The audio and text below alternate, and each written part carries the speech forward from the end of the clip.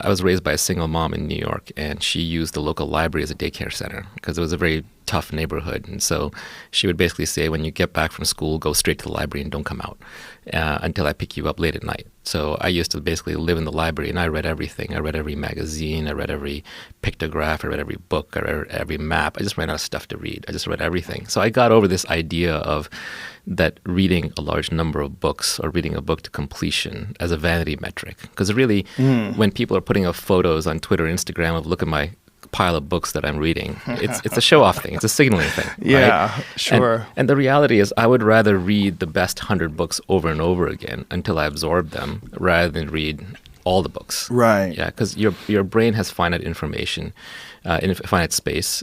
You get enough advice, it all cancels to zero. There's a lot of nonsense in books out there too. So I don't read anymore to complete books. I read to satisfy my genuine intellectual curiosity. And it can be anything. It could be nonsense. It could be history. It could be fiction. It could be science. It could be sci-fi. These days it's mostly sci-fi, philosophy, science, because that's just what I'm interested in. But I will read for understanding. So a really good book, I will flip through. I won't actually read it consecutively in order, and I won't even necessarily even finish it. I'm looking for ideas, things that I don't understand. And when I find something really interesting, I'll reflect on it, I'll research it, and then when I'm bored of it, I'll drop it or I'll flip to another book. Thanks to electronic books, I've got 50, 70 books open at any time in my Kindle or iBooks, and I'm just bouncing around between them. It's also a little bit of a defense mechanism to how in modern society we get too much information too quickly, and so our attention spans are very low. So you get Twitter, you get Instagram, you get Facebook, you're just used to being bombarded with information. So you can take that to, you can view that as a negative and be like, I have no attention span, or you could view that as a positive. I multitask really well and I can dig really fast. If I find a thread that's interesting, I can follow it through 5 social networks, through the web, through the libraries, through the books, and I can really get to the bottom of this thing very quickly. It's like the Library of Alexandria that I can research at my disposal.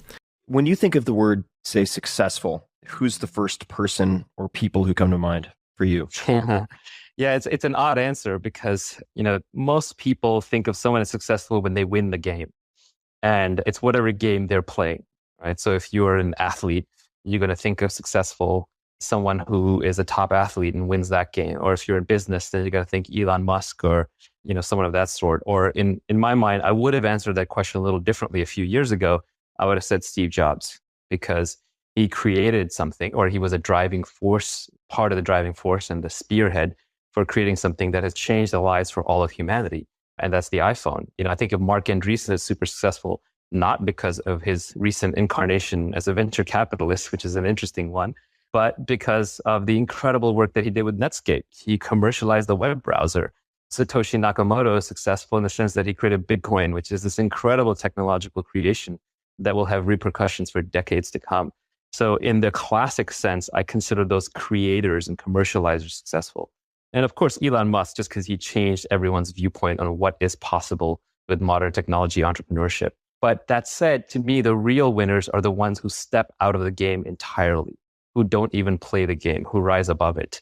And those are the people who have such internal mental and self-control and self-awareness that they need nothing from anybody else.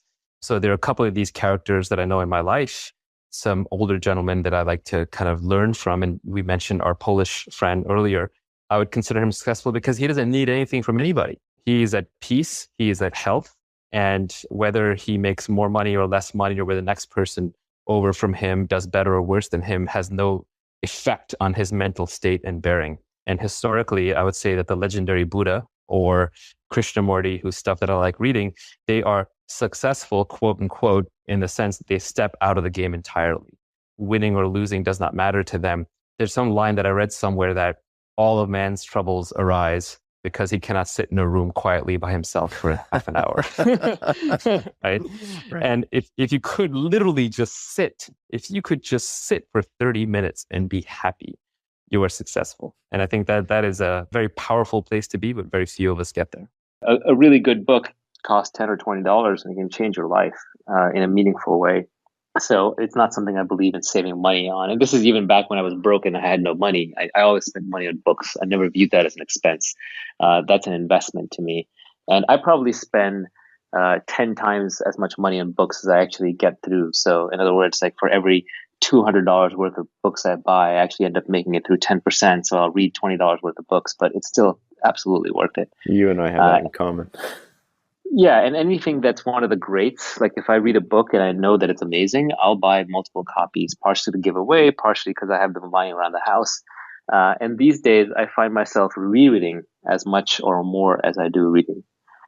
Because I think this was a tweet from an account on Twitter that I saw. This guy Illucertus, and he basically said, I don't want to read everything. I just want to read the 100 great books over and over again. And I think there's a lot to that. So it's really more about identifying what are the great books to you, because different books speak to different people, and then really absorbing those. Because I don't know about you, but I have very poor retention. I have to, I skim, I speed read, I jump around, and I could not tell you specific passages or quotes from books, but at some deep level, you do absorb them, and they become part of the threads of the tapestry of your psyche. So they do kind of weave in there. There are books that I'm sure you've had this feeling where you pick up a book, you start reading it, you're like, oh, this is pretty interesting, this is pretty good, and you're getting this increasing sense of deja vu, and then about 2/3 or halfway through the book, you realize, oh, I've read this book before, and that's perfectly fine. It means you were ready to reread it. What are the books you're rereading now? It's a good question. I'll pull up my Kindle app as we talk. But usually I'm always rereading some books on science. Like I read 7 Brief Lessons on Physics. I think that was the name of it. I've read that one at least twice. I'm rereading Sapiens again because I love that book so much. I'm pretty much always rereading something by either Jiddu Krishnamurti or Osho. Those are kind of my favorite philosophers. I'm reading a book on Rene Girard's mimetic theory. It's more of an overview book because I couldn't make it through his actual writings.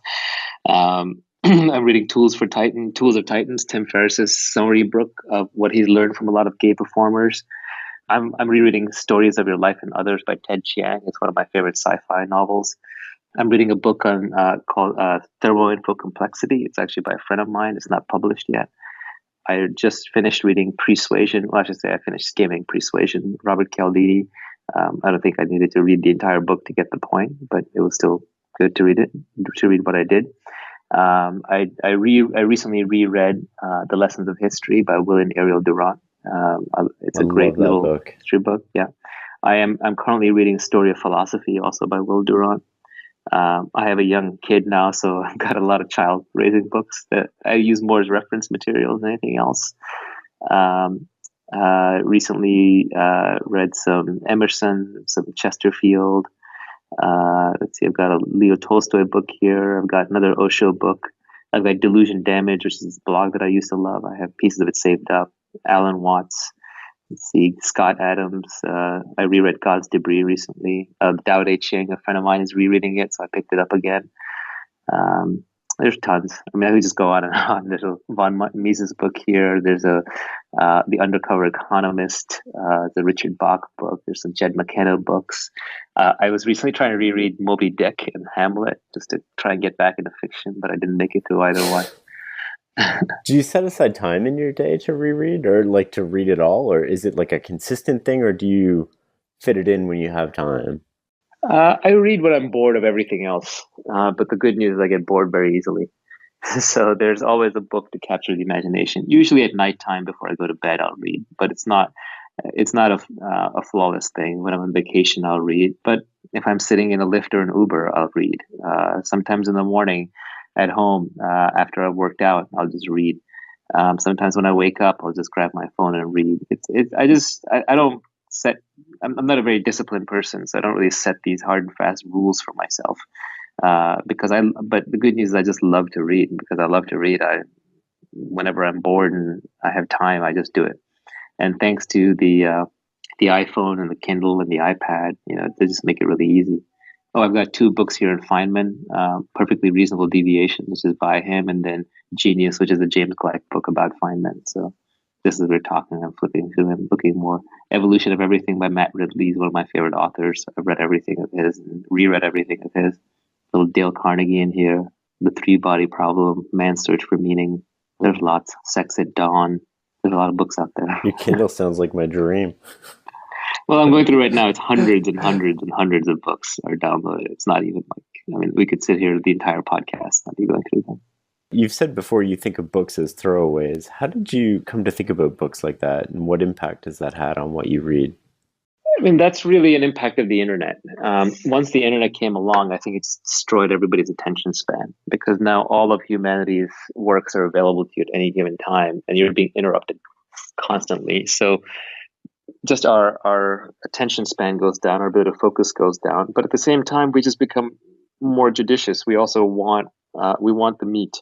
And the problem with books is that to write a book, to publish it, to publish a physical dead tree book, it just takes a lot of work and effort and money. So sometimes people start wrapping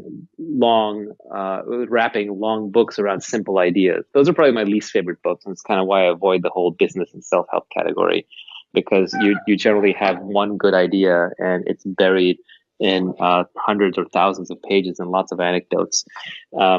So what happened was I just noticed that sometime in the late 90s, I stopped reading as much as I used to, and I started reading more blogs. I started reading less books and more blogs, and great blogs like Farnham Street and Kevin Simler's blog, Melting Asphalt, and so on. You get incredibly smart people digestifying, simplifying, and writing these great things, but it's only a page or 2 or 3 pages. So I got really into blogs. But then I'd stop reading books, and a lot of the oldest wisdom is actually in books. And with books, you're now talking about the combined works of all of humanity, as opposed to just who happens to be blogging right now. So I realized I missed that. And then with the Kindle and the iBooks coming along, that allowed me to start treating books like I treat blogs, which is when I go to a blog, I'll actually skim through lots of articles until I find one that looks really interesting. I'll read that whole article all the way through and maybe take notes.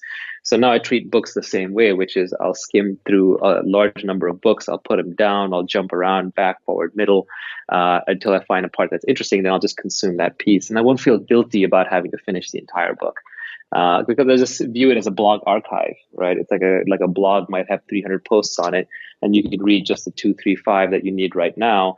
And I think you can think of a book the same way. And then that opens the world and web of books back open to us instead of it being buried somewhere.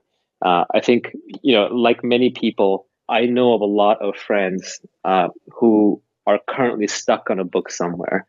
And if you ask people if they read, everybody says they read. Everybody says they're reading a book. They can answer which book they're reading. But the reality is, very few people actually read and actually finish books. Yes, and I think that's probably because of all these societal and personal rules that we've put up. Like, you must finish a book, and you must read books that are good for you, and you can't read junk food books, and this is a hot book right now, and so on. The reality is, I don't actually read that much compared to what people think. Like, I probably read 1 to 2 hours a day, and that puts me in the top 0.00001%. I think that alone accounts for any material success that I've had in my life and any intelligence that I might have, because real people don't read an hour a day. Real people, I think, read a minute a day or less. Making it an actual habit is the most important thing. And how you make it a habit doesn't matter. It's very much like exercise or working out. Do something every day. It almost doesn't matter what you do. So the people who are obsessing over, like, should I be weight training, or should I be doing tennis, or should I be doing Pilates, or should I be doing the high intensity training method versus the happy body versus whatever, they're missing the point. The important thing is to do something every day. It doesn't matter what it is. So the same way, I would argue the important thing is to read every day. And it doesn't matter. It almost doesn't matter what you read, because eventually you'll read enough things and your interest will lead you there that it'll dramatically improve your life. So just like the best workout for you is the one that you're excited enough to do every day, the same way I would say the best books to read are the ones that are books or blogs or Twitter or whatever, anything with ideas and information and learning. The best ones to read are the ones that you're excited about reading all the time.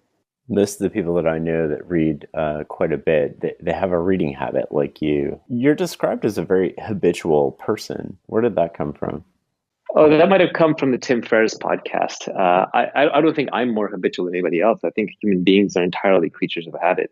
As young children are born with no habit loops, they're essentially born as blank slates, and then they habituate themselves to things and they learn patterns and they get conditioned and they use that to get through everyday life.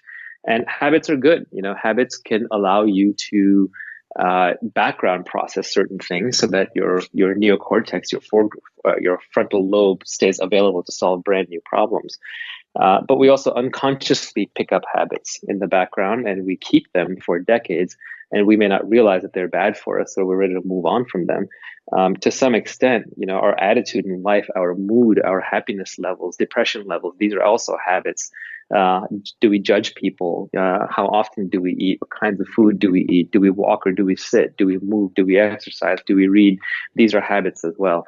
And you absolutely need habits to function. You cannot solve every problem in life as if it's the first time it's thrown at you. But what we do is we accumulate all these habits. We put them in the bundle of identity, ego, ourselves, and then we get attached to that. I'm Shane. This is the way I am. I'm Naval. This is the way I am. And it's really important to be able to uncondition yourself, to be able to take your habits apart and say, oh, okay, well, that's a habit that I probably picked up from when I was a toddler and I was trying to get my parents' attention. And now I've just reinforced it and reinforced it and reinforced it. And I call it part of my identity. But is it serving me anymore? Is it making me happier? Is it making me healthier? Is it making me accomplish whatever I want to set out to accomplish right now? So I don't think I'm any more. In fact, I would argue I'm less habitual than most people. Like, I don't like to structure my day. But to the extent that I do have habits, I'm trying to make them more deliberate rather than the accidents of history. First of all, the first thing, if you're going to make money, is that you're not going to get rich renting out your time. Even lawyers and doctors who are charging $300, $400, $500 an hour, they're not getting rich because their lifestyle is slowly ramping up along with their income, and they're not saving enough. They just don't have that ability to retire. Mm-hmm. So the first thing you have to do is you have to own a piece of a business. You need to have equity, either as an owner, an investor, shareholder, or a brand that you're building that accrues to you to gain your financial freedom. Yeah, and I was really fascinated by another thing that you were bringing up about working for yourself, that you feel that in the future, whether it's 50 or 100 years from now, virtually everyone is going to be working for themselves. And I believe the way you put it is that the information age is going to reverse the industrial age. Yeah. If you go back to hunter-gatherer times, how we evolved, we basically worked for ourselves. We communicated and cooperated within tribes, but each hunter, each gatherer stood on their own and then combined their resources with the family unit. But there was no boss hierarchy where you're like the third middle manager down. In the farming age, we became a little bit more hierarchical as we had to run farms, but even those were still mostly family farms. It's industrial work with factories that sort of created this model of thousands of people working together on one thing and having bosses and schedules and times to show up. The reality is, if you have to go, I don't care how rich you are, I don't care whether you're like a top Wall Street banker, if you have to go, if somebody can tell you when to be at work and what to wear and how to behave, you're not a free person. You're not actually rich. So we're in this model now where we think it's all about employment and jobs. And intrinsic in that is that I have to work for somebody else. But the information age is breaking that down. So Ronald Coase is an economist who has this Coase theorem, a very famous theorem, but it basically just talks about why is a company the size that it is? Why is a company one person instead of 10 people, instead of 100, instead of 1,000? And it has to do with the internal transaction costs versus the external transaction costs. Let's say I want to do something, let's say I'm building a house and I need someone to come in and provide the lumber. I'm a developer, right?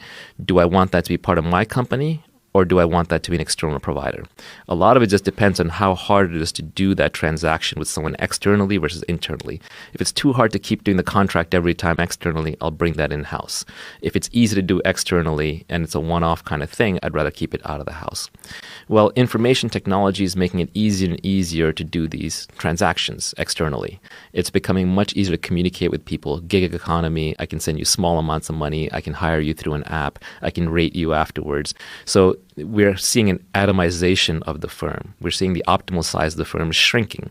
It's most obvious in Silicon Valley. Tons and tons of startups constantly coming up and shaving off little pieces of businesses from large companies and turning them into huge markets. So what looked like the small little vacation rental market on Craigslist is now suddenly blown up into Airbnb. It's just one example. That's a great example. But what I think we're going to see is whether it's 10, 20, 50, 100 years from now, high quality work will be available. We're not talking about now driving an Uber. We're talking about super high quality work will be available in a gig fashion, where you'll wake up in the morning, your phone will buzz, and you'll have 5 different jobs from people who have worked with you in the past or have been referred to you. It's kind of like how Hollywood already works a little bit with how they organize for a project. You decide whether to take the project or not. The contract is right there on the spot. You get paid a certain amount. You get rated every day or every week. You get the money delivered. And then when you're done working, you turn it off and you go to Tahiti or wherever you want to spend the next 3 months. And I think the smart people have already started figuring out that the internet enables this, and they're starting to work more and more remotely on their own schedule, on their own time, on their own place, with their own friends, in their own way. And that's actually how we are the most productive. So the information revolution, by making it easier to communicate, connect, and cooperate, is allowing us to go back to working for ourselves. And that is my ultimate dream. Even when I run a company and I have employees, I always tell those people, hey, I'm going to help you start your company when you're ready, because I think that's the highest calling. Maybe not everybody will get there, but it would be fine if we were even working a 10-person company or 20-person company is way better than working in a 1,000-person company or 10,000-person company. So this idea that we're all factory-like cogs in a machine who are specialized and have to do things by rote memorization or instruction is going to go away, and we're going to go back to being small groups of creative bands of individuals setting out to do missions. And when those missions are done, we collect our money, we get rated, and then we rest and reassess until we're ready for the next sprint. Has there ever been a study done on happiness as it regards to the size of companies? Not that I'm aware, but to me it's obvious. It's just obvious. The smaller the company, the happier you're going to be, the more human your relations are, the less you have rules to operate under, the more flexible, the more creative, the more you be treated like a human just because you're able to do multiple things. You're about to graduate. If you had to go back and give that Naval advice, you're already hooked on reading, so that seems to be covered. What advice would you give yourself? Yeah, it's funny. I actually did this exercise recently where I sat down and I didn't write it because it was in my head, but I did spend some time thinking about what is the advice I would give my 30-year-old self. And the advice was along the lines of chill out, don't stress so much, not so much anxiety, everything will be fine, and be more yourself. Don't try and do what you think society wants or needs. Don't try and live up to other people's expectations. Self-actualize, say no to more things, protect your time because it's very precious. You know, on your dying day, you will give everything you have for another day. Yeah. So the discount rate, the marginal value of that extra day just goes up as you get older. So the advice was all along those lines. It was basically be yourself. Don't listen to other people. Don't worry about what other people need or want or think or expect from you. Mm-hmm. And then I said, well, what would my 30-year-old self have said to my 20-year-old self? And it turned out to be pretty much the exact same thing. And what would my 20-year-old self have said to my 10-year-old self? Pretty much the exact same thing. So I think my 50-year-old self is going to say, chill out, relax, don't stress so much, live in the moment. It'll all be all right. Less fear, more love. You know, and love people more. You know, love is one of those weird things. Like everyone wants to be loved. Everyone deeply needs to be loved. It's not something you can buy. No amount of money or power will bring you true, unconditional love. But it turns out you can give love. It's free to give. So you can't necessarily get it. But if you can get in the mindset of, well, I'm just going to give it, eventually, on a long enough time scale, you get what you deserve. The universe kind of sends it back your way. Yeah. Well, not only that, it's like if you don't know how to make yourself happy, try to make someone else happy. And that is sort of a, as you said, kind of a recursive function. And now I'm using vocab I shouldn't, but it's a virtuous cycle. Charlie Munger, who's Warren Buffett's partner at Berkshire Hathaway, and just a brilliant older gentleman, his speeches are collected in Poor Charlie's Almanac, and they're worth reading. But he was asked at one of the Berkshire Hathaway annual meetings, someone basically asked him on the lines of like, you know, how do I find a worthy mate? And he said, be worthy of a worthy mate. Yeah. And I think that's absolutely right. You just work on yourself until you no longer need them, and then they appear. I think that's what there's a Zen saying that says, you know, when the student is ready, the master appears. What that basically means is you have to work on yourself and be ready, and then good things will happen to you. I think like all the great questions, you know, when you're a little kid and you go to your mom and you say, what happens when we die? Is there Santa Claus? Is there a God? Should I be happy? You know, who should I marry? Those kinds of things. there are no glib answers to that, because there are no answers that apply to everybody. So these questions, the search for truth, these kinds of questions, they ultimately do have answers, but they have personal answers. So the answer that works for me is going to be nonsense to you, and vice versa. So whatever happiness means to me, it means something different to you, and it means something different to the listener. But I think it's very important to explore what it is. And for some people, I know it's a flow state. For some people, it's satisfaction. For some people, it's a feeling of contentment. My definition keeps evolving. So the answer I would have given you a year ago would be different than what I tell you now. But today, I believe that happiness is, it's really a default state. It's what's there when you remove the sense that something is missing in your life. And we are highly judgmental survival and replication machines. We're constantly walking around thinking, I need this, I need that, trapped in a web of desires. And happiness is that state when nothing is missing. And when nothing is missing, your mind shuts down, and your mind stops running into the future or running into the past to regret something or to plan something. And then in that absence for a moment, you have internal silence. And when you have internal silence, then you are content and you're happy. I think people believe mistakenly, and feel free to disagree, because again, it's different for everybody, but people believe mistakenly that happiness is about positive thoughts and positive actions. But the more I've read, the more I've learned, the more I've experienced, because I verify this for myself, every positive thought essentially holds within a negative thought, is a contrast to something negative. The Tao Te Ching says this more articulately than I ever could, but it's all duality and polarity. So if I say I'm happy, that means that I was sad at some point. If I say he's attractive, then that means that somebody else is unattractive. So every positive thought even has a seed of a negative thought within it, and vice versa. Which is why a lot of greatness in life comes out of suffering. You have to view the negative before you can aspire to and then appreciate the positive. So all of that said, long-winded, to me, happiness is not about positive thoughts. It's not about negative thoughts. It's about the absence of desire, especially the absence of desire for external things. And so the fewer desires I can have, the happier I can, or the more I can accept the current state of things, the less my mind is moving, because the mind really exists in motion towards the future or the past. The more present I am, the happier and more content I will be. But if I latch onto that, if I say, ooh, I'm happy now and I want to stay happy, then I'm going to drop out of that happiness, because now suddenly the mind is moving, it's trying to attach to something, it's trying to create a permanent situation out of a temporary situation. So happiness to me is mainly not suffering, not desiring, not thinking too much about the future or the past, really embracing the present moment and the reality of what is the way it is.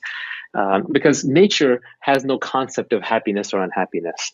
To a tree, there is no right or wrong. There is no good or bad. Nature follows unbroken mathematical laws in a chain of cause and effect from the Big Bang to now. And everything is perfect exactly the way it is. It's only in our particular minds that we're unhappy or not happy, and things are perfect or imperfect because of what we desire. But I think I've also come to believe in the complete and utter insignificance of the self. And I think that helps a lot. Like, for example, if you thought you were the most important thing in the universe, then you would have to bend the entire universe to your will. Because if you're the most important thing in the universe, then how could it not conform to your desires? And if it doesn't conform to your desires, something's wrong. However, if you view yourself as a bacteria or an amoeba, or if you view all of your works as writing on water or building castles in the sand, then you have no expectation from how life should actually be. Life is just the way it is. And then you sort of accept that, and you have no cause to be happy or unhappy. Those things almost don't apply. And what you're left with in that neutral state is not neutrality. I think people think, oh, that would be a very bland existence. No, this is the existence that little children live. And if you look at little children, on balance, they're generally pretty happy. Because they're really immersed into the environment in the moment without any thought of how it should be given their personal preferences and desires. So I think the neutral state is actually a perfection state, and one can be very happy as long as one isn't too caught up in their own heads. Yes. So I think a lot of these are choices that we make, and happiness is just one of those choices. And this is unpopular to say because there are people who are actually depressed, chemically or what have you, and there are people who don't believe that it's possible because then it creates a responsibility on them. It says, "Oh, now you're saying if I'm not happy, that's my fault." I'm not saying that, but I'm saying that just like fitness can be a choice, health can be a choice, nutrition can be a choice, working hard and making money can be a choice, happiness is also a choice. If you're so smart, how come you aren't happy? How come you haven't figured that out? That's my challenge to all the people who think they're so smart and so capable. If you're so smart and capable, why can't you change this? Common complaint where I'm from, where I'm surrounded by lots of smart overachievers, is that happiness is for stupid people or happiness is for lazy people. A lot of times entrepreneurs will say, I don't want to be happy because I want to be successful. If I'm too happy, perhaps I will lose my desire and I will no longer work hard and I will no longer be successful. And like everything else, there is some truth to this. Generally, the more intelligent you are, the more you can see behind the facade of everyday life being easy or safe. You can see all the risks and the downsides and the calamities that await us. You can see the cynicism and the manipulation behind so many things that are portrayed as being good for you or good for society. You naturally become cynical and you signal your intelligence through cynicism. Very smart people will often communicate in purely cynical observations. It's okay to not want to be happy, but we're going to explore together whether you can increase your happiness level without significantly lowering your drive and without significantly lowering your intellect. So let's take the first one, which is, I'm not happy because I'm smart. Partially true. You are unhappy partially because you know too much. You've been exposed to too much. You understand too much. But that doesn't mean that you can't undo it and retain your intelligence. You're not smart because you're unhappy, so don't get it backwards. But yes, you're unhappy because you're smart. It means that it's going to take more work for you to be happy. But the good news is smart people are good at figuring out the truth. And it turns out the more you dig into certain deep truths, the naturally freer and more peaceful you will become. And that peace will itself lead to happiness. If you're so smart, why aren't you happy? I absolutely believe that is true. The beauty in being mentally high functioning in our society is that you can trade it for almost anything. If you're smart, you can figure out how to be healthy within your genetic constraints. If you're smart, you can figure out how to be wealthy within your local environmental constraints. If you're smart, you can figure out how to be happy within your biological constraints. But your biological constraints are a lot larger than you might think. For people who have ever gotten drunk, been on psychedelics, meditated deeply, experienced altered states of mind through breathing and hypnotic techniques, they turn into versions of themselves that are much happier for brief periods of time. Now, some of this is a fake pleasure-driven happiness, of course, but there's some truth to it as well, or you wouldn't desire that state. So in a sense, it can show you the dynamic range that you have as a human. The ability that you have to go into certain states where you're happier is actually quite large. So how do you nudge yourself in that direction on a perpetual basis, as opposed to just visiting there by essentially stunning your mind into submission and silence? What does your internal monologue go like when you find yourself trying to attach to something by default? Yeah, I try to keep an eye on my internal monologue. It doesn't always work, but in the computer programming sense, I try to run my brain in debugging mode as much as possible. And when I'm talking to someone, like I'm talking to you right now, or when I'm engaged in a grouped activity, it's almost impossible because your brain has too many things to handle. But if I'm by myself, like just this morning, I'm brushing my teeth and I start thinking forward to the podcast. And I started going through this little fantasy where I imagined you asking me a bunch of questions and I was fantasy answering them. And then I caught myself. I put my brain in debug mode and just watch every little instruction go by. And I said, why am I fantasy future planning? Why can't I just stand here and brush my teeth? Right. And it's just the awareness that my brain was running off in the future and planning some fantasy scenario out of ego. That I was like, well, do I really care? If I embarrass myself on Shane's podcast, who cares? I'm going to die anyway. This is all going to go to zero and I won't remember anything. So this is pointless. So at that point, I shut down. I went back to brushing my teeth. And then I was noticing how great the toothbrush was and how good it felt. And then next moment, I'm off to thinking something else. And then I have to I have to look at my brain again and say, do I really need to solve this problem right now? And the reality is that 95% of what my brain runs off and tries to do, I don't need to tackle at that exact moment. In fact, if it's like a muscle, then I'll be better off resting it, being at peace, and then when the particular problem arises, immerse myself in it. So what I would rather dedicate myself to is, for example, right now as we're talking, to be completely lost in the conversation and to be 100% focused on this, as opposed to thinking about, oh, when I brush my teeth, did I do it the right way, or planning something else in my mind. So I think the ability to singularly focus is related to the ability to lose yourself and be present, happy, and actually, ironically, more effective. Habits are everything. Everything. I think that we are trained in habits from when we were children, including potty training and when to cry and when not to, and how to smile and when not to. And all of these things become habits. These are all behaviors that we learn and that we then integrate into ourselves. And then what ends up happening when we're older is that we're a collection of thousands, maybe tens of thousands of habits that are constantly running subconsciously, and they're internalized. And then we have a little bit of extra brain power in our neocortex for solving new problems. And so you become your habits. And what really brought this to light for me is our trainer gave me a routine to do every single day. And before that, I had never worked out every single day. And it's a light workout. It's not tough on your body. But I did this workout every single day, and I realized just the incredible, astonishing transformation that it had upon me, both physically and mentally, because I think to have peace of mind, you have to have peace of body first. So that taught me the power of habits. And after that, I started realizing that it's all about habits. So at any given time now, within a 6-month period, I'm either trying to pick up a good habit or I'm discarding a previously bad habit. And it takes time. So for example, if someone says, I want to be fit, I want to be healthy, but right now I'm out of shape and I'm fat. Well, nothing is going to work for you in 3 months. It's going to be sustainable. It's going to be a 10-year journey, at least. And in the 10-year journey, what you're going to do is every 6 months or every 3 months, depending on how fast you can do it, you're going to break bad habits and you're going to replace them, or you're going to pick up good habits. So I think it is all about habits. There is nothing else. So examples of habits I've picked up in the last 12 months or I'm still working on. I'm one of these people who wants everything, right? So I don't want to give up anything. So for example, if I want to stop eating bad foods, if I want to lose weight by fixing my diet, I don't say, these foods are bad, I'm not going to eat them, and then suffer and then feel like I'm not eating tasty food. Instead, what I do is I do some combination of changing my taste buds to actually like the foods that are healthier for me, and substituting unhealthy, tasty foods with healthy, tasty foods so that I can sustain it forever. I'm not interested in anything that is unsustainable or even hard to sustain. I want my life to be effortless. So once I've created a good habit, it has to be the kind of habit that I can sustain with no effort.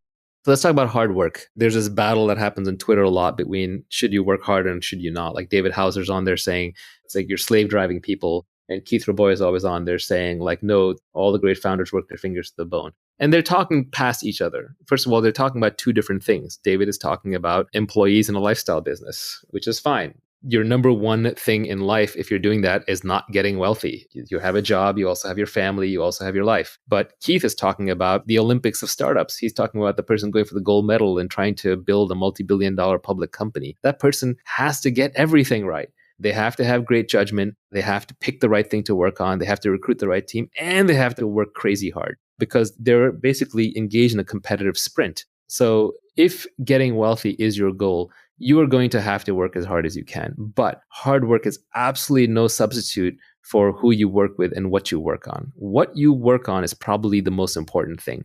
Finding product market founder fit, to expand on Mark Andreessen's definition, he came up with product market fit, but I would add product market founder fit, which is how well you are personally suited to that business. The combination, that three, that should be your overwhelming goal. And you can save yourself a lot of time if you pick the right area to work in. Picking the right people to work with is the next most important piece. And then third comes how hard you work. But they're like three legs of a stool. If you shortchange on any one of them, the whole stool is going to fall down. So it's not like you can pick one over the other that easily. So The order of operations when you're building a business is, or even building your career, is first figure out what should I be doing? What is something where there is a market that is emerging? There's a product that I can build that I'm excited to work on, and something where I have specific knowledge and I'm really into it. And then second, surround yourself with the best people possible. And no matter how high your bar is, raise your bar. Because you can never be working with other people who are great enough. If there's someone greater out there to work with, you should go work with them. I advise a lot of people who are looking at which startup to join in Silicon Valley. I say basically pick the one that's going to have the best alumni network for you in the future. Look at the PayPal mafia. They work with a bunch of geniuses, so they all got rich. So just try and pick based on the highest intelligence, energy, and integrity people that you can find. And then finally, once you've picked the right thing to work on and the right people to work with, then you work as hard as you can. This is where the mythology gets a little crazy. People will work 80, 120-hour weeks. A lot of that's just status signaling. It's showing off. Nobody really works 80 to 120 hours a week sustained at high output with mental clarity. Your brain breaks down. You just won't have good ideas. So really the way people tend to work most effectively, especially in knowledge work, is they sprint as hard as they can while they're working on something and they're inspired and they're passionate. And then they rest, they take long breaks. It's more like a lion hunting and much less like a marathon runner running. So you sprint, then you rest, you reassess, and then you try again. And what you end up doing is you end up building a marathon of sprints. Nivi just made the point to me on the side that inspiration is perishable, which is a very good point. When you have your inspiration, do it right then and there. This happens to me a lot with my tweet storms. I've actually come up with a whole bunch of additional tweet storms besides the ones that are already out there. But sometimes I just hesitate or I just pause and then it just dies. And what I've learned is if I'm inspired to write a blog post or to publish a tweet storm, I should probably do it right away. Otherwise, it's not going to get out there. I won't come back to it. So inspiration is a beautiful and powerful thing. And when you have it, just seize it. So people talk about impatience. When do you know to be impatient? When do you know to be patient? My glib tweet on this was impatience with actions and patience with results. And I think that's actually a good philosophy for life. Anything you have to do, just get it done. Why wait? You're not getting any younger. Your life is slipping away. You don't want to spend it waiting in line. You don't want to spend it traveling back and forth. You don't want to spend it doing things that you know ultimately aren't part of your mission. And when you do them, you want to do them as quickly as you can while you do them well with your full attention. But then you just have to give up on the results. You have to be patient with the results because you're dealing with complex systems. You're dealing with lots of people. It takes a long time for markets to adopt products. It takes time for people to get comfortable working with each other. It takes time for great products to emerge as you polish away. So impatience with actions, patience with results. And as Nivi said, inspiration is perishable. So when you have inspiration, act on it right then and there. If I have a problem that I discover in one of my businesses that needs to be solved, I basically won't sleep until at least the resolution is in motion. And this is just a personal failing. But if I'm on the board of a company, I'll call the CEO. If I'm running the company, I'll call my reports. If I'm responsible, I'll get on there right then and there and solve it. If I don't solve a problem the moment it happens, or I don't start moving towards solving it the moment it happens, I have no peace. I have no rest. I have no happiness until that problem is solved. So solve it as quickly as possible. I literally won't sleep until it's solved. Maybe that's a personal characteristic, but it's worked out well in business. Trail Vinny asks a good question. In a world where the majority of people will guard money much more than time, how do you protect your own time and still not offend people or damage relationships both professionally and personally? Any strategies or good reads on this you could suggest? Yeah, this is the bane of my existence. I get hit up for coffees, lunches, meetings, obligations, to-dos, phone calls. For a little while, I was a little ornery about it, and I used to own the domain idon'tdocoffee.com. And I would reply to emails from Naval at idon'tdocoffee.com. But that was rude and stupid, and that was the petulant, younger, more brash version of me. These days, I've become sort of a master at evading meetings that suck up time. The reality is time is all you have in this world. And when you're young, you're seeking out opportunities, so you look forward to serendipity, you're taking new meetings, dynamics, energizing you, meeting people. As you get older, you have too much opportunity, you have too many people, you have too much family obligations, you have too many things to do, you have too many places you could be. And then you just end up busy. And busy is the death of productivity and happiness. Derek Sivers, who I think Tim had a great podcast with, said, I'm not going to say yes or no. I'm going to say hell yes or no. Like basically, unless I'm really excited about something, I'm not going to do it. I think that's a good heuristic to try out. And, so what if it offends people? You have a very short life on this earth. You have to spend it being happy and doing what is productive and what matters with the people closest to you. And I think all the greatness in life comes from, all the great outcomes in life come from compound interest, whether it's in investing or whether it's in relationships. So like my most popular tweet of all time is this one that kind of glib, but it says, if you can't see yourself working with somebody for life, don't work with them for a day. Now, of course, you're not going to say, no, I'm not going to work with you because I'm not working with you for the rest of my life. But it's a good reminder that if any relationship is short term or temporary, it's really not going to pay out the dividends that you want later in life. So it's better to just kind of treat a lot of your time as a search function where you're searching through the set of jobs, you're searching through the set of dates and spouses, you're searching through the set of friends, you're searching through the set of hobbies until you find things you love. And when you find things and people that you love, you go all in on them. So when you find the person that you love being around 24/7, and if they're attractive and of the opposite sex, you marry them. If there's, friends that you just never get tired of hanging around with, well, those are going to be the 3, 4, 5 friends that you spend most of the rest of your life with. Hopefully they're happy people because it'll rub off on you. There's a theory called the 5 chimps theory where you can, in zoology, you can predict the mood, behavior, patterns of any chimp by which 5 chimps they hang out the most with. So choose your 5 chimps carefully. So I would say, yes, people can get offended and it can damage relationships if you blow them off or if you're non-responsive. But you have very little room in your life long-term for real relationships. So guard that time. And it's actually really important to have empty space. If you don't have a day or 2 days a week in your calendar where you're not always in meetings and you're not always busy, then you're not going to be able to think. You're not going to be able to have good ideas for your business. You're not going to be able to have good judgments. So I also encourage taking at least 1 day a week, preferably 2, because if you budget 2, you'll end up with 1. A day a week where you have nothing on your calendar and you just have time to think.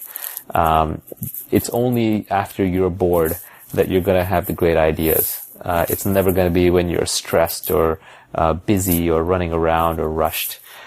So make the time. The same way with people, you need to have space in your life where you're not booked with the people that you already know. So this way, once in a blue moon, an invitation will come along and a person will come into your life that's suddenly really interesting, and now you'll be able to make the time for them.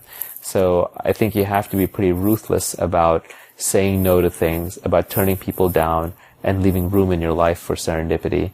And in my experience, normally if you don't make time for people when they're requesting time for you, yes, it's a little painful, it's a little socially awkward, but the people aren't going to disrespect you. If anything, they want to hang out with you even more because they realize you're very discriminating with your time.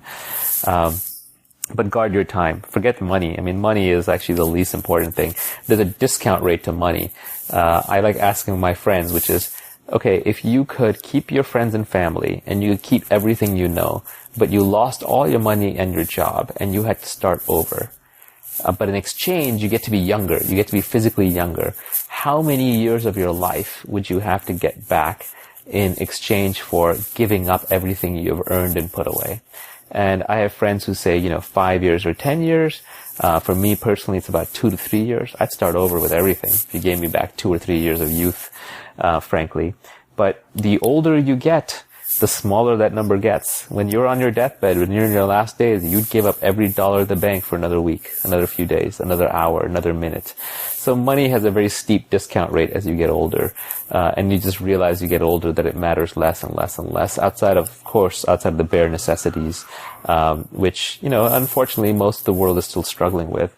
But the fact that you can probably listen to this podcast on an iPhone or whatever you're listening to it on, means you're already better off than a lot of people. So guard your time. It's all you have. So in that sense, business to me is bottom of the barrel. There's no actual skill called business. It's too generic of a thing. It's like a skill called relating, like relating to humans. That's not a skill. It's too broad. So a lot of what goes on in business schools, and there's some very intelligent stuff taught in business schools. I don't mean to distract from them completely, but some of the stuff that's taught in business school is essentially just anecdotes. They call it case studies, but it's just anecdotes. And they're trying to help you pattern match by throwing lots of data points at you. But the reality is you'll never understand them fully until you're actually in that position yourself. Even then, you will find that basic concepts from game theory and psychology and ethics and mathematics and computers and logic will serve you much, much better. So I would focus on the foundations. I would focus with a science bent. I would develop a love for reading, including by reading so-called junk food that you're not supposed to read. You don't have to read the classics. That is the foundation for your self-education. What did you mean when you said that doing is faster than watching? When it comes to your learning curve, if you want to optimize your learning curve, one of the reasons why I don't love podcasts, even though I'm a generator of podcasts, is that I like to consume my information very quickly. And now I'm a good reader, a fast reader, and I can read very fast, but I can only listen at a certain speed. I know people listen to 2x, 3x, but everyone sounds like a chipmunk. And it's hard to go back. It's hard to highlight. It's hard to pinpoint snippets and save them in your notebook and so on. Similarly, a lot of people think they can become really skilled at something by watching others do it, or even by reading about others doing it. And going back to business school case studies, that's a classic example. They study other people's businesses, but in reality, you're going to learn a lot more about running a business by operating your own lemonade stand or equivalent, or even opening a little retail store down the street. That is how you're going to learn on the job, because a lot of the subtleties don't express themselves until you're actually running the business. For example, everyone's now into mental models these days, right? You go to Farnham Street, you go to Poor Charlie's Almanac, and you can learn all the different mental models. But which ones matter more? Which ones do you apply more often? Which ones matter in which circumstances? That's actually the hard part. For example, my personal learning has been that the principal agent problem drives so much in this world. It's an incentives problem. I've learned that tit for tat, iterated prisoner's dilemma, is the piece of game theory that is worth knowing the most. You can literally almost put down the game theory book after that. By the way, the best way to learn game theory is to play lots of games. I never even read game theory books. I consider myself extremely good at game theory. I've never opened up a game theory book and found a result in there where I was like, oh yeah, that's common sense to me. Because the reason is I just grew up playing all kinds of games and I ran into all kinds of corner cases with all kinds of friends. And so it's just second nature to me. So you can always learn better by doing on the job. But the doing is a subtle thing. That word doing encapsulates a lot. So for example, let's say I want to learn how to run a business. Well, if I start a business where I go in every day and I'm doing the same thing, let's say I'm running the retail store down the street where I'm stocking the shelves with food and liquor every single day, I'm not going to learn that much because I'm repeating things a lot. So I'm putting in thousands of hours, but there are thousands of hours doing the same thing. Whereas if I was putting in thousands of iterations, that would be different. So the learning curve is across iterations. So if I was trying new marketing experiments in the store all the time, I was constantly changing out the inventory. I was constantly changing out the branding and the messaging. I was constantly changing the sign. I was constantly changing the online channels that I was using to drive foot traffic in. I was experimenting with being open at different hours. If I even had the ability to walk around and talk to other store owners and get in their books and figure out how they're running their business, it's the number of iterations that drives a learning curve. So the more iterations you can have, the more shots on goal you can have, the faster you're going to learn. It's not just about the hours put in. It's actually a combination of the two. But I think just the way we're built and the way that the world presents itself, the world offers us very easily the opportunity to do the same thing over and over and over again. But really, we'd be better served if we went off and found ways to do new things from scratch. And doing something new the first time is painful because you're wandering into uncertain territory and high odds are that you will fail. So you just have to get very, very comfortable with frequent small failures. Nassim Taleb talks about this also. He made his fortune, his wealth, by being a trader who basically relied upon black swans. Nassim Taleb made money by essentially losing little bits of money every day. And then once in a blue moon, he would make a lot of money when the unthinkable happened for other people. Whereas most people want to make little bits of money every day, and in exchange, they'll tolerate lots of blow-up risk. They'll tolerate going completely bankrupt. We're not evolved to bleed a little bit every day. If you're out in the natural environment and you get a cut and you're literally bleeding a little bit every day, you will eventually die. You have to stop that cut. We're evolved for small victories all the time, but that becomes very expensive. That's where the crowd is. That's where the herd is. So if you're willing to bleed a little bit every day, but in exchange you'll win big later, you'll do better. That is, by the way, entrepreneurship. Entrepreneurs bleed every day. They're not making money. They're losing money. They're constantly stressed out. All the responsibility is upon them. But when they win big. On average, they'll make more. I have a couple of core foundational values, and they're not things that I explicitly develop. They're just sort of, you can look back after the fact and say, oh yeah, I won't compromise on those things. But now I realize how important honesty is. And I learned that from a couple of different places. One is when I grew up, I wanted to be a physicist. And I idolized Richard Feynman. I read everything by him, technical and non-technical, that I could get my hands on. And he said, you must never, ever fool yourself, and you are the easiest person to fool. The physics grounding is very important because physics, you have to speak truth. You don't compromise. You don't negotiate with people. You don't try and make them feel better, because if your equation is wrong, it just won't work, whatever you're doing. So I think the science background is important in that. A second is growing up in New York. I grew up around some really rough and tumble kids, some of who were actually in the Russian mob. And I once had an encounter where I watched one of them threaten to kill the other. And the would-be victim went and hid. And then finally, he let the aggressor into his house after the aggressor promised him, no, I'm not going to kill you. Honesty was such a strong virtue between them that even when they were ready to kill each other, they would take each other's word for things. It sort of went above everything. And even though it was honesty in a mob context, I realized like how important that is in relationships. And then as I get older in life, I realized that a lot of happiness is just being present. And whether you get this out of Buddhism or cognitive therapy or drugs or wherever, you realize that to live in the present moment is the highest calling. It's the source of all happiness. And when you're not honest with somebody else, or when you even withhold something in your mind, what you've done is you've created a second thought process. You've created a second thread in your head that then has to stay active, keeping track of what you've said versus what you're really thinking. And that takes you out of the moment, and it brings you unhappiness over time. You will not realize it at that moment itself, but it will create stress and distraction. So if you really want to be happy, you have to be present. And one of the core tenets of being present is to be completely honest at all times. I reject a lot of the stuff that's being peddled around today about how you form and break habits. I know there's this very popular book, one that I even recommended, which talks about the science behind habits. And one of its depressing conclusions, I think this came out of Stanford, was that you can't break habits, you can only replace them. And that's BS. I've definitely broken habits completely. And so I think you can uncondition yourself. You can untrain yourself. It's just hard. So it just takes work. It takes effort. And usually the big habit changes come when there's strong desire motivators attached to them. So the yoga one I'm going to work on. I don't yet have a great plan on that one. I haven't tackled that one properly yet. A big habit that I'm working on, which is going to be really hard to explain in any way that any normal human being will understand this, but I'm trying to turn off my monkey mind. I think when we're born as children, we're pretty blank slates. We're living very much in the moment, and we're essentially just reacting to our environment, through our instincts, and we're living in what I would call the real world. And then when puberty comes along, that's the onset of desire. It's the first time you really, really want something, and you start long-range planning for it. And then because of that, you start thinking a lot, and you start building an identity and an ego to go and get what you want. And this is all normal and healthy. It's part of being the human animal.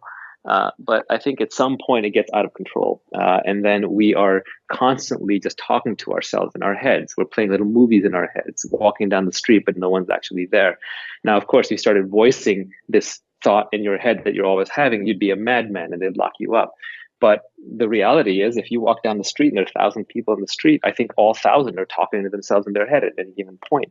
They're constantly judging everything that they see. They're playing back movies of things that happened to them yesterday. They're living in fantasy worlds of what's going to happen tomorrow. And they're just pulled out of base reality. And that can be good when you're doing long-range planning. It can be good when you're solving problems. It's good for the survival and replication machines that we are. But I think it's actually very bad for your happiness. And so in my mind, the mind should be a servant or a tool, my master. It's not something that should be controlling me and driving me 24/7.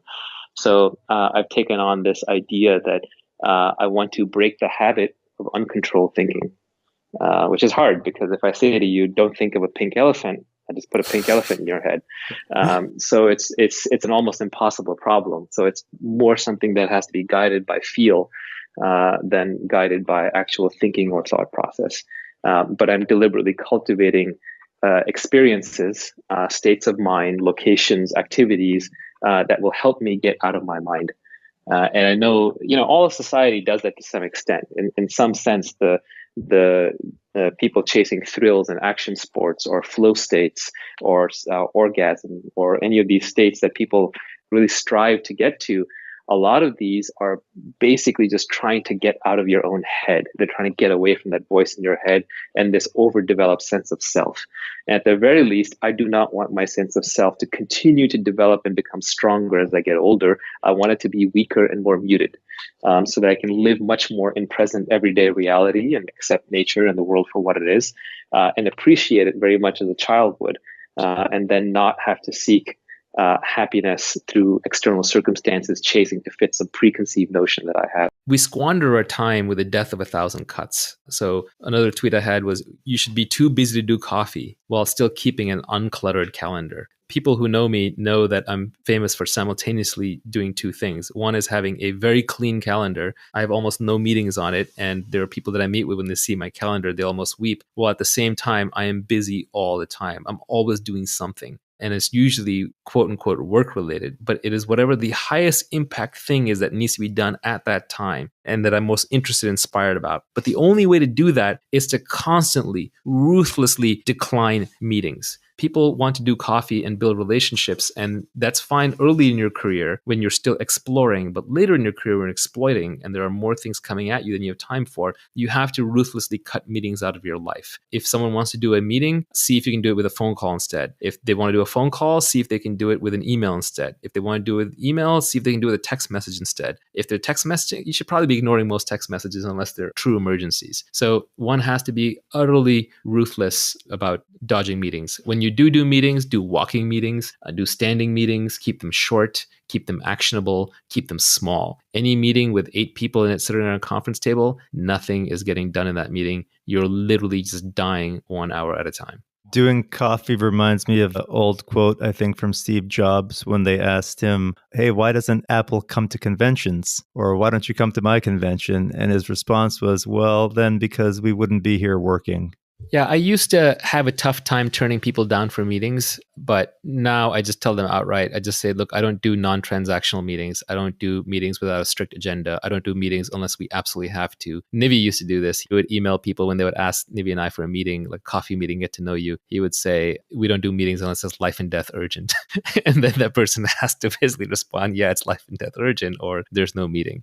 When you have something important or something valuable, other busy, interesting people will meet with you. Your calling card has to be, hey, here's what I've done. Here's what I can show you. Let's meet, and I'll be respectful of your time if this is useful to you. And I find that there are very busy, important people who will take your meeting, but you have to come with a proper calling card. All the people who tweet and who email famous or rich people saying, hey, if I could just get one meeting with you, and they're vague about it, they're not going to get anywhere in life. You have to build up the credibility. When, for example, an investor in the tech business and the venture business looks at a startup, the first thing they want to see is they want to see some evidence of product progress. They don't just want to even see a slide deck. They want to see product progress, because the product progress is the resume for the entrepreneur. It is the unshakable, unfakeable resume. So you have to do the work. To use a crypto analogy, you have to have proof of work. If you have proof of work and you truly have something interesting, then you shouldn't hesitate to put it together in an email and send it to somebody. But even then, when you're asking for a meeting, you want to be super actionable about it. But I would say even the other side, even if you yourself haven't made it yet, if you think you're going to make it by going out and networking and doing a whole bunch of meetings, you're probably incorrect.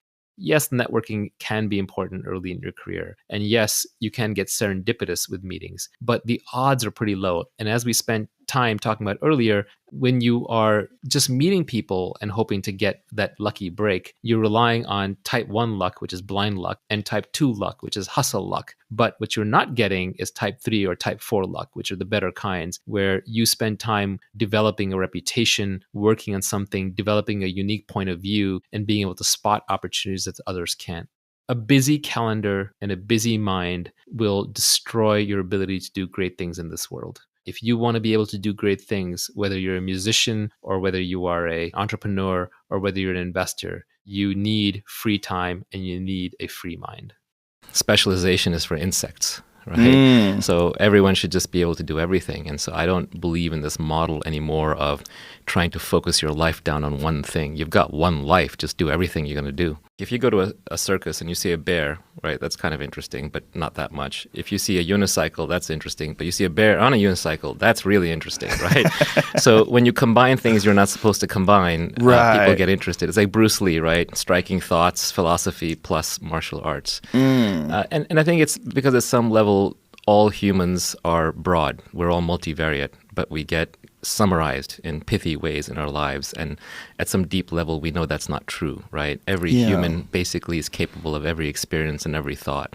To the extent that specific knowledge is taught, it's on the job. It's through apprenticeships. And that's why the best businesses, the best careers are the apprenticeship careers, because those are things society still has not figured out how to train and automate yet. The classic line here is that Warren Buffett went to Benjamin Graham when he got out of school, and Benjamin Graham was the author of The Intelligent Investor and sort of modernized or created value investing as a discipline. And Warren Buffett went to Benjamin Graham and offered to work for him for free. And Graham said, actually, you're overpriced. Free is overpriced. And Graham was absolutely right that when it comes to a very valuable apprenticeship, like the type that Graham was going to give Buffett, Buffett should have been paying him a lot of money. And that right there tells you that those are skills worth knowing. Specific knowledge also tends to be technical and creative. So on the bleeding edge of technology, on the bleeding edge of art, on the bleeding edge of communication. Even today, for example, there are probably meme lords out there on the internet who can create incredible memes that will spread the idea to millions of people, or are very persuasive. Like, for example, Scott Adams is a good example of this. He's essentially becoming one of the most credible people in the world by making accurate predictions through persuasive arguments and videos. And that is specific knowledge that he has built up over the years because he got obsessed with hypnosis when he was young. He learned how to communicate through cartooning. He embraced Periscope early, so he's been practicing lots of conversation. He's read all the books on the topic. He's employed it in his everyday life. If you look at his girlfriend, she's like this beautiful young Instagram model. That is an example of someone who has built up a specific knowledge over the course of his career. It's highly creative. It has elements of being technical in it, and it's something that is never going to be automated. No one's going to take that away from him because he's also accountable under one brand as Scott Adams, and he's operating with the leverage of media with Periscope and drawing Dilbert cartoons and writing books. He has massive leverage on top of that brand, and he can build wealth out of it if he wanted to build additional wealth beyond what he already has. Should we be calling it unique knowledge, or does specific knowledge somehow make more sense for it? You know, I came up with this framework when I was really young, and we're talking decades and decades. It's now probably over 30 years old. And so at the time, just specific knowledge stuck with me. So that is how I think about it. The reason I didn't try and change it is because every other term that I found for it was overloaded in a different way. At least specific knowledge isn't that used. I can kind of rebrand it. The problem with unique knowledge is, yeah, maybe it's unique, but if I learn it from somebody else, it's no longer unique. Then we both know it. So it's not so much that it is unique. It's that it is highly specific to the situation. It's specific to the individual. It's specific to the problem. And it can only be built as part of a larger obsession, interest, and time spent in that domain. It can't just be read straight out of a single book, nor can it be taught in a single course, nor can it be programmed into a single algorithm. Speaking of Scott Adams, he's got a blog post on how to build your career by getting in, say, the top 25 percentile at 3 or more things. And by doing that, you become the only person in the world who can do those 3 things in the 25th percentile. So instead of trying to be the best at one thing, you just try to be very, very good at 3 or more things. Is that a way of building specific knowledge? I actually think the best way is just to follow your own obsession. And somewhere in the back of your mind, you can realize that, hey, actually, this obsession, like I'll keep an eye out for the commercial aspects of it.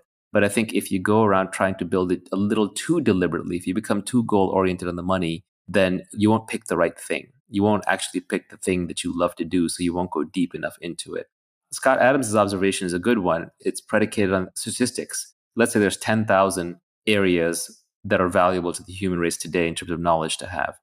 And the number one in those 10,000 slots is taken, right? Someone else is likely to be the number one in each of those 10,000, unless you happen to be one of the 10,000 most obsessed people in the world at a given thing.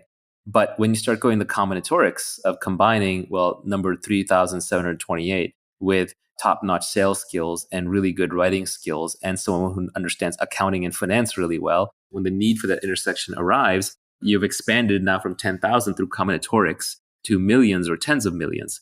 So it just becomes much less competitive. Also, there's diminishing returns. So it's much easier to be top 75 percentile at 3 or 4 things than it is to be literally the number one at something. I think it's a very pragmatic approach, but I think it's important that one not start assembling things too deliberately, because you do want to pick things where you are a natural. Everyone is a natural at something. We're all familiar with that phrase, a natural. Oh, this person's a natural at meeting men or women. This person's a natural socialite. This person's a natural programmer. This person's a natural reader. So whatever you are a natural at, you want to double down on that. And then there are probably multiple things you are natural at, because personalities and humans are very complex. So we want to be able to take the things that you are natural at and combine them so that you automatically, just through sheer interest and enjoyment, end up top 25 or top 10 or top 5% at a number of things. I'm sticking to the basics. So I'll read concepts for fun, but I'm more likely to do something that is arithmetic than calculus. I'm not going to be a great physicist at this point, maybe in the next lifetime, or my kid will do it. But it's too late for me. So I have to stick to what I enjoy. And what I love about science is mathematics is the language of nature. Science is, to me, the study of truth. It is the only true discipline because it makes falsifiable predictions and actually changes the world. And applied science becomes technology, and technology is what separates us from the animals and allows us to have things like cell phones and houses and cars and heat and electricity. So science to me is the study of truth, and mathematics is the language of science and nature. So in that sense, I'm not religious, but I'm spiritual. And to me, that is the most devotional thing that I could do, to study the laws of the universe. And so the same kick that some guy might get out of being in Mecca or Medina and, bowing to, the prophet, I get that same feeling of awe and that same small sense of self when I study science. So for me, it's unparalleled, and I'd rather stay at the basics and start at and this is the beauty of reading. So one thing I don't like to do, by the way, when I do my books on the Kindle, I skip 2/3 of them. And the reason I skip 2/3 of them is because they're kind of embarrassing. They won't sound like good books to read. They'll sound like trivial or silly or whatever. But who cares? I mean, I don't have to tell everybody everything I read. I read all kinds of stuff that other people consider junk or even reprehensible. I read all kinds of stuff that I disagree with because it's a mind bender. Yeah. I found myself in some random dark hole in Twitter the other day, where I was reading this guy's tweets and I was like, wow, he's really smart. He's really interesting. He's very clever. I was like, wait a minute, this guy's a full-blown white supremacist. I mean, he's not even like mildly a white supremacist. He just thinks like everyone in the white race should be gone and people like me shouldn't be allowed on the streets. But it was still fascinating, and he's still really smart, and I kept reading it. And I read it. And after a while, I built up my own sense of his coherent view of the world and where he was coming from. But to do that, I couldn't have judged too much. And I'm certainly not going to go around bragging to my friend, hey, I learned this from a white supremacist the other day, right? So to some level, you almost have to read the stuff you're reading because you're into it. And that's it. You don't need any other reason. There's no mission here to accomplish. Yeah, if you just read because you enjoy it. If you read what everybody else is reading, I mean, there's wisdom that you're going to think what everybody else is thinking. So you need the diversity and almost like an index fund approach, right? Where you're going to catch the winners, but you can't really identify a lot of them beforehand that are going to change you as a person because so much of that is contextual. Yeah, I think almost everything that people read these days is designed for social approval. All the bestsellers are about social approval and social conditioning. If you really wanted to be successful, happy, blah, blah, blah, all those external metrics, you're looking for a non-average outcome. And so you can't be reading the average thing, to your point. All these things are actually as old as the hills. You could go read Adam Smith and The Wealth of Nations. You could go read Benjamin Franklin and his aphorisms and understand how to live your life. You could read Charlie Munger. You could read Charles Darwin and understand evolution from the source. You could read Watson and Crick and understand the structure of double helix in DNA. But instead, what we choose to read are just whatever's number one at the airport bestseller, or whatever our friends are reading. Or I know people who have read 100 regurgitated books on evolution and they've never read Darwin. Or or think of the number of macroeconomists, and they're out there. I think this is most of them who have read tons of treatises in economics, but haven't read any Adam Smith. Yeah. Right. So at some level, you're doing it for social approval. You're doing it to fit in with the other monkeys. You're fitting to get along with a herd. But that's not where the returns are in life. The returns in life are being out of the herd. Social approval inside the herd. So if you want social approval, definitely go read what the herd is reading. But it takes a level of contrarianism and saying, nope, I'm just going to do my own thing, regardless of the social outcome. To learn anything, I think that's interesting. Do you think there's some sort of loss aversion there? Because once you diverge, you're pushing out, say there's a Gaussian distribution, you're pushing out to one of the tails. And if you feel that you're going to lose out on that, you would rather just stay in the middle if there's a chance that you're not going to be in the fat tail for a positive. Absolutely. I think that's why the smartest and most successful people I know started out as losers. If you view yourself as a loser, as someone who's been cast out by society and has no role in normal society, then you will do your own thing and you're much more likely to find a winning path. So it helps to just start out by saying, oh, I'm never going to be popular. I'm never going to be accepted. I'm already a loser. I'm not going to get what all the other kids have. I'm just got to be happy being me. Yeah, I think that's true. One more question about leverage. Do you think a choice of business model or a choice of product can also bring a kind of leverage to it? For example, pursuing a business that has network effects, pursuing a business that has brand effects, or other choices of business model that people could manipulate that just give you free leverage? Yeah, there's some really good microeconomic concepts that are important to understand. One of those is scale economies, which is the more you produce of something, the cheaper it gets to make it. That's something that a lot of businesses have, basic economics 101. And you should try and get into a business where making widget number 12 is cheaper than making widget number 5, and making widget number 10,000 is a lot cheaper than the previous ones. And this builds up an automatic sort of barrier to entry against competition and getting commoditized. So that's an important one. Another one, this is along the same lines, but technology products especially and media products have this great quality where they have zero marginal cost of reproduction. So creating another copy of what you just created is free. So when somebody listens to this podcast or watches a YouTube video about this, it doesn't cost me anything for the next person who shows up. Those zero marginal cost things, they take a while to get going because you make very little money per user, but over time they can really, really add up. So Joe Rogan is working no harder on his current podcast than he was on podcast number 1.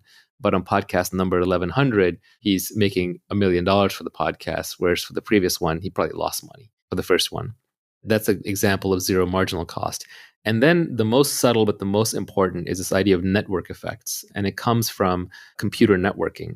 Bob Metcalfe, who created Ethernet, famously coined Metcalfe's law, which is the value of a network is proportional to the square of the number of nodes in the network. So if a network of size 10 would have a value of 100, a network of a size 100 would have a value of 10,000. It's not just 10x more, it's 100x more because it's a square. So the difference is in the square. So you want to be in a network effects business, assuming you're not number 2. If you're number 1 in a network effect business, you win everything. So example, if you look at Facebook, right, your friends and family social networking protocol, who's their competitor? Nobody, because they won everything through network effects, which is why when people say, well, I can just switch away from Facebook, they don't realize that network effects create natural monopolies. They're very, very powerful things. And one of the dirty secrets of Silicon Valley is that a lot of the winning businesses are natural monopolies. Even ride sharing tends towards one winner take all system. Like Uber will always have better economics than Lyft as long as it's moving more drivers and more riders around. Something like Google, there's basically only one viable search engine. I do like DuckDuckGo, privacy reasons, but they're just always going to be behind because of network effects. Twitter, right? Where else would you go for microblogging? Even YouTube has weak network effects, but they're still powerful enough. There's really no number 2 site that you go to consume your video on a regular basis. It even turns out in e-tail, Amazon, Prime, and convenience, stored credit cards and information creates a powerful network effect. So what is a network effect? Let's just define it precisely. A network effect is when each additional user adds value to the existing user base. So your users themselves are creating some value for the existing users. The classic example that I think everybody can understand is language. Let's say that there's 100 people who live in the community and speak 10 different languages, and each person just speaks one of those 10. Well, you're having to translate all the time. It's incredibly painful. But if all 100 of you spoke the same language, it would add tremendous value. And so the way that community will play out is 10 people start out speaking 10 languages. So let's say that one extra person learns English. Well, now all of a sudden, 11 people know English. So the next person comes in to learn a new language, probably going to choose English. At some point, let's say English gets to 20 or 25 people, it's done. It's just going to own the entire language marketplace, and the rest of the languages will get competed out, which is why long term, the entire world is probably going to end up speaking English and Chinese. China is closed off on the internet, but the internet itself is a great leveler, and people who want to communicate on the internet are forced to speak English because the largest community of people on the internet speaks English. I always feel bad for my colleagues who grew up speaking foreign languages in foreign countries because you don't have access to so many books. So many books just haven't been translated into other languages. So if you only spoke French or you only spoke German or you only spoke Hindi, for example, you would be at a severe disadvantage in a technical education. Invariably, if you go and get a technical education, you have to learn English just because you have to read these books that have this data that has not been translated. So languages are probably the oldest example of network effect. Money is another example. We should all probably be using the same money, except for the fact that geographic and regulatory boundaries have created these artificial islands of money. But even then, the world tends to use a single currency as the reserve currency at most times, currently the US dollar. So network effects are a very powerful concept. When you're picking a business model, it's really good idea to pick a model where you can benefit from network effects, low marginal costs, and scale economies. And these tend to go together. Like anything that has zero marginal cost of production obviously has scale economies. And things that have zero marginal cost of reproductions very often tend to have network effects because it doesn't cost you anything more to stamp out the thing. So then you can just create little hooks for users to add value to each other. So you should always be thinking about how your users, your customers can add value to each other, because that is the ultimate form of leverage. You're on the beach in the Bahamas or you're sleeping at night and your customers are adding value to each other. The most interesting and the most important form of leverage is this idea of products that have no marginal cost of replication. This is the new form of leverage. This was only invented in the last few hundred years. It got started with the printing press. It accelerated broadcast media, and now it's really blown up with the internet and with code. So now you can multiply your efforts without having to involve other humans and without needing money from other humans. This podcast is a form of leverage. Long ago, I would have had to sit in a lecture hall and lecture each of you personally, and I would have maybe reached a few hundred people, and that would have been that. 30 years ago, I would have to be lucky to get on TV, which is somebody else's leverage. They would have distorted the message. They would have taken the economics out of it or charged me for it. They would have muddled the message, and I would have been lucky to get that form of leverage. But today, thanks to the internet, I can buy a cheap microphone, hook it up to a laptop or an iPad, and there you are, all listening. So this newest form of leverage is where all the new fortunes are made. So all the new billionaires. So the last generation fortunes were made by capital. That was the Warren Buffetts of the world. But the new generation fortunes are all made through code or media. Joe Rogan making 50 to 100 million bucks a year from his podcasts. PewDiePie. I don't know how much money he's rolling in, but he's bigger than the news, right? The Fortnite players. Of course, Jeff Bezos and Mark Zuckerberg and Larry Page and Sergey Brin and Bill Gates and Steve Jobs. That is all code-based leverage. Now, the beauty is when you combine all of these three. That's where tech startups really excel, where you take just the minimum but highest output labor that you can get, which are engineers and designers, product developers, and then you add in capital. You use that for marketing, advertising, scaling. And you add in lots of code and media and podcasts and content to get it all out there. That is a magic combination. And that's why you see technology startups explode out of nowhere, use massive leverage, and just make huge outsized returns. Do you want to talk a little bit about permissioned versus permissionless? Probably the most interesting thing to keep in mind about the new forms of leverage is they are permissionless. They don't require somebody else's permission for you to use them or succeed. For labor leverage, somebody has to decide to follow you. For capital leverage, somebody has to give you money to invest or to turn into a product. But coding, writing books, recording podcasts, tweeting, YouTubing, these kinds of things. These are permissionless. You don't need anyone's permission to do them. And that's why they're very egalitarian. They're great equalizers of leverage. And as much as people may rail on Facebook and YouTube, they're not going to stop using it, because this permissionless leverage where everyone can be a broadcaster is just too good. The same way, you can rail upon Apple for having a slightly closed ecosystem in the iPhone, but everyone's writing apps for it. And so as long as you can write apps for it, you can get rich or reach users doing that, why not? I think of all the forms of leverage, the best one in modern society, and people are going to, this is glib, this is a little overused, and this is why I tell people learn to code, right? It's that we have this idea that in the future, there's going to be these robots and they're going to be doing everything. And that may be true, but I would say the majority of the robot revolution has already happened. The robots are already here, and there are way more robots than there are humans. It's just that we pack them in data centers for heat and efficiency reasons. We put them in servers. They're inside the computers, all the circuits. It's a robot mind inside that's doing all the work. And so every great software developer, for example, now has an army of robots working for him at nighttime while he or she sleeps after they've written the code, and it's just cranking away.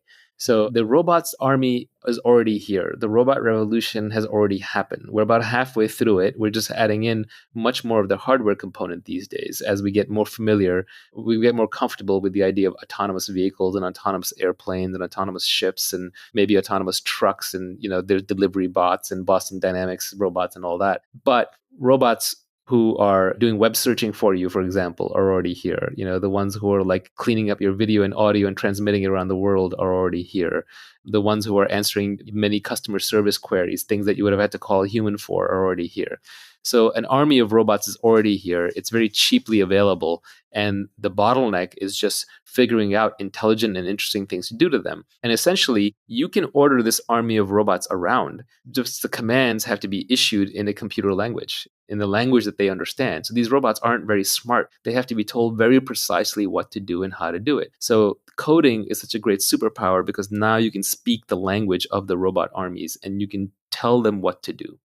And I think at this point, actually, people are not only commanding the army of robots within servers through code, they're actually manipulating the movement of trucks, of other people. Just ordering a package on Amazon, you're manipulating the movement of many people and many robots to get a package delivered to you. People are doing the same things to build businesses now. So there's the army of robots within servers, and then there's also an army of people and robots, of actual robots and people that are being manipulated through software. What insight about life have you acquired that seems obvious to you but might not be obvious to everybody else?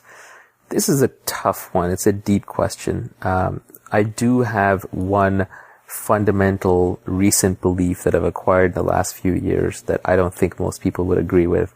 But it's such a personal thing, and it came about in such personal circumstances that I'm not sure anybody else will get there in the same line of reasoning. That said, I'll lay it out anyway, which is I'm not afraid of death anymore. And I think a lot of the struggle that we have in life comes from a deep, deep fear of death. And it can take form in many ways. One can be that, we want to write the great American novel, or we really want to achieve something in this world. We want to build something. We want to, build a great, piece of technology, or we want to start an amazing business, or we want to run for office and make a difference. And a lot of that just comes from sort of this fear that we're going to die, so we have to build something that lasts beyond us. Obviously also the obsession that parents have with their children. I mean, a lot of that is warranted in biological love, but some of that is also the quest for immortality. Even some of the beliefs and some of the more outlandish parts of organized religion, I think, fall into that. And I don't have that quest for immortality anymore. And I think I came to this fundamental conclusion. I thought about it a lot, and the universe has been around for a long time. The universe is a very, very large place. If you've studied even the smallest bit of science, you realize that for all practical purposes, we are nothing. We are amoeba. We're bacteria to the universe. We're basically monkeys on a small rock orbiting a small backwards star in a huge galaxy, which is in an absolutely staggeringly gigantic universe, which itself may be part of a gigantic multiverse. And this universe has been around probably for 10 billion years or more and will be around for tens of billions of years afterwards. So your existence, my existence, is just infinitesimal. It's like a firefly blinking once in the night. So we're not really here very long, and we don't really matter that much. And nothing that we do lasts. So eventually you will fade, your works will fade, your children will fade, your thoughts will fade, this planet will fade, the sun will fade, it'll all be gone. There are entire civilizations that we just remember now with one or two words, like Sumerian or Mayan. Do you know any Sumerians or Mayans? Do you hold any of them in high regard or esteem? Have they outlived their natural lifespan somehow? No. So I think we're just here for an extremely short period of time. Now from here, you can choose to believe in an afterlife or not. And if you really do believe in an afterlife, then that should give you comfort and make you realize that maybe, everything that goes on in this life is not that consequential. On the other hand, if you don't believe in an afterlife, then you should also come to a similar conclusion where you should realize that this is such a short and precious life that it's really important that you don't spend it being unhappy. There's no excuse for spending most of your life in misery. You've only got 70 years out of the 50 billion or so the universe is going to be around. And whatever your natural state is, it's probably not this. This is your living state. Your dead state is true over a much longer time frame. So when I think about the world that way, I sort of realize that it's just kind of a game, which is not to say that you go to a dark place and you start acting unethically and immorally. Quite the contrary. You realize just how precious life is and how it's important to make sure that you enjoy yourself, you sleep well at night, you're a good moral person, you're generally happy, you take care of other people, you help out. But you can't take it too seriously. You can't get too hung up over it. You can't make yourself miserable or unhappy over it. You just have a very short period of time here on this earth. Nothing you do is going to matter that much in the long run. Don't take yourself so seriously. And then that just kind of helps make everything else work. So yeah, that's an insight about life that I've acquired that now seems obvious to me, but it's really not, I think, obvious to most people. Foundational things are principles. They're algorithms. They're deep-seated logical understanding where you can defend it or attack it from any angle. And that's why microeconomics is important, because macroeconomics, a lot of memorization, a lot of macro bullshit. As Nassim Taleb says, it is easier to macro bullshit than it is to micro bullshit, because macroeconomics is voodoo complex science meets politics. You can't find two macroeconomists to agree on anything these days, and different macroeconomists get used by different politicians to peddle their different pet theories. There are even macroeconomists out there now peddling something called modern monetary theory, which basically says, hey, except for this pesky thing called inflation, we can just print all the money that we want. Yes, except for this pesky thing called inflation. That's like saying, instead of limited energy, we can fire rockets off into space all day long. It's just nonsense. But the fact that there are people who have macroeconomists in their title and are peddling modern monetary theory just tells you that macroeconomics as a so-called science has been corrupted. It's a branch of politics. So you really want to focus on the foundations. The ultimate foundation are mathematics and logic. If you understand logic and mathematics, then you have the basis for understanding the scientific method. Once you understand the scientific method, then you can understand how to separate truth from falsehood in other fields and other things that you're reading. So be very careful about reading other people's opinions. And even be careful about reading facts, because so-called facts are often just opinions, but with a veneer around them. What you really are looking for is algorithms. What you're really looking for is understanding.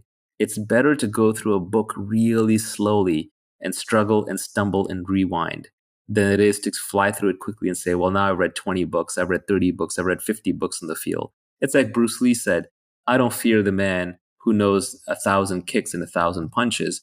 I fear the man who's practiced one punch 10,000 times or one kick 10,000 times.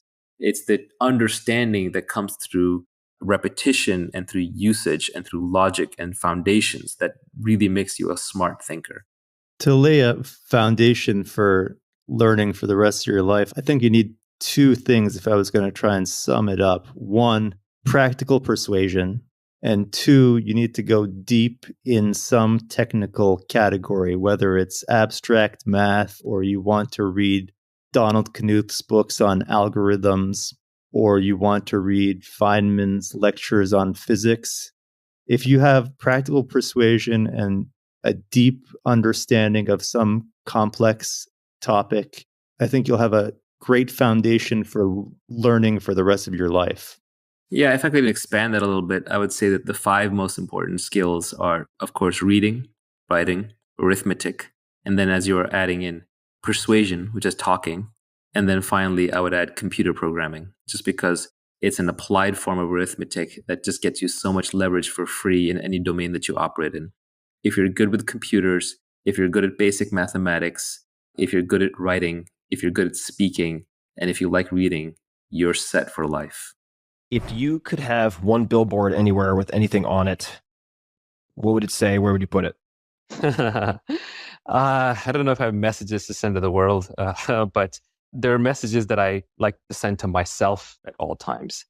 One message that really stuck with me when I figured this out was that what is desire? And desire is a contract you make with yourself to be unhappy until you get what you want.